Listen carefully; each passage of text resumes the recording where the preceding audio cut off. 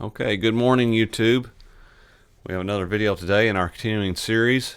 It's about Facebook. We love Facebook. I'm actually so old. I remember when Facebook first got started. I was in college. That was 2 decades ago almost. Should I keep placing ads on Facebook? Does Facebook really promote my ads? So these are some questions that we often ask ourselves when it comes to advertising on Facebook, and rightly so. So there's some things I want you to think about. When it comes to many social media platforms, we are inundated with the idea that, well, you should use it because it's free. Yes, but there's a cost of your time too. You need to be thinking about that. Could your time be better suited advertising on another platform or making content on another platform? You'll know that when you test drive some of these different platforms when just looking at the free availability of your content promotions. But specifically about ads is what we want to discuss today. So there's reasons to keep advertising on Facebook, and there's very few.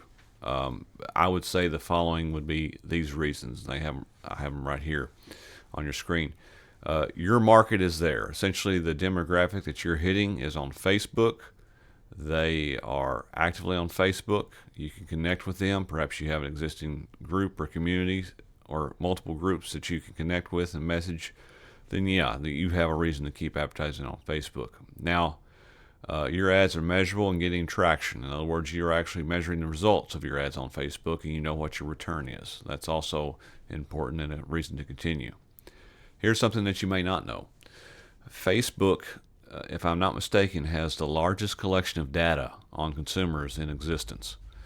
And you don't necessarily have to advertise on there to access it, I don't think. It used to be that way. It may not be that way anymore when you see this video. But they know exactly what you do, when you do it, how you buy it, why you bought it. If you like to play checkers while playing the saxophone and eating Doritos, all that's there for the taking.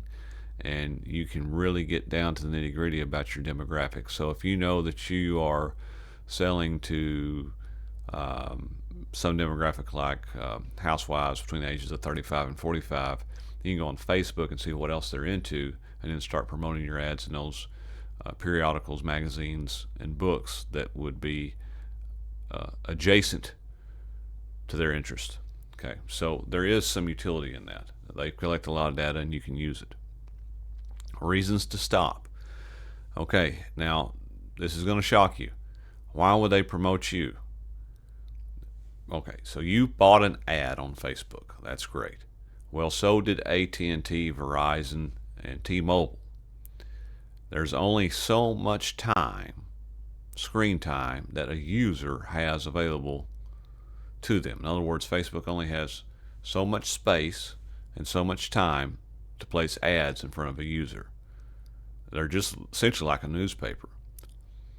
Now, do you think that the measly amount that you paid for that ad versus the large amount that some S&P 500 corporation paid for that ad, who do you think is going to get better placement? Who do you think is going to get better position in the feed or on the algorithm? You or them? If you think it's you, then I can't help you. If you think it's them, then you're thinking correctly.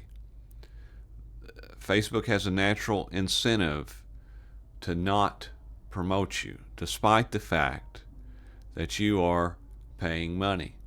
In reality, they really don't want you on there. They would rather have some larger players, most likely. Your ad is gone with the scroll of a mouse. This is true with your ads on Facebook and other social media's platforms as well.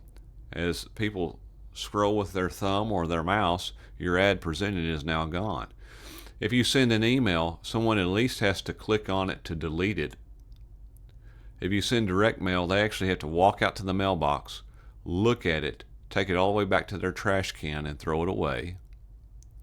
If it's in a newspaper, they have to actually take the page and physically flip it over not to look at it. If it's on a billboard, they have to consciously decide not to look at it and drive past it. If it's swag, they have to decide to throw it away. Otherwise, if your advertisement's on a mug, it's going to be there for years.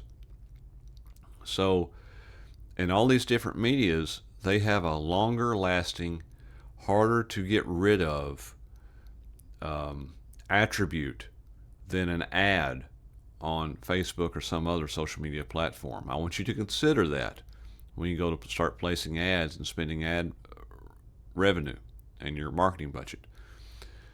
Throttle and blackmail for more money. I don't know if they still do this or not. I know years and years ago, we ran some ads on Facebook, and would you like to boost this ad? Give us another $10. And you could boost it all day long, and it still didn't seem to do a whole lot. We gave you 20 more impressions. Well, that's great, but I can't spend impressions at Kroger. I need dollars. So unless it's actually making you money, you shouldn't be doing it. Now, if Facebook is making you money, if you're putting $1 in and getting $2 out, pour it to it until that changes. Keep going. But if it's not, then stop. And that's going to be the same with any advertisement. You need to know your metrics. You need to know if it's actually working for you. Now, as far as actually writing up your Facebook ads, you can have someone do that for you. You can try it yourself. You may get a slightly larger response rate if you actually have a professional do it. You can copy other ads as far as the actual syntax and the way they structure their titles and graphics. You can't, do a direct copy because that's wrong, but you can get some ideas, inspiration, we should say, inspiration. Okay, well, that's it for Facebook. I hope this helps you in some way. If it does, keep watching, and I'll see you on the next one.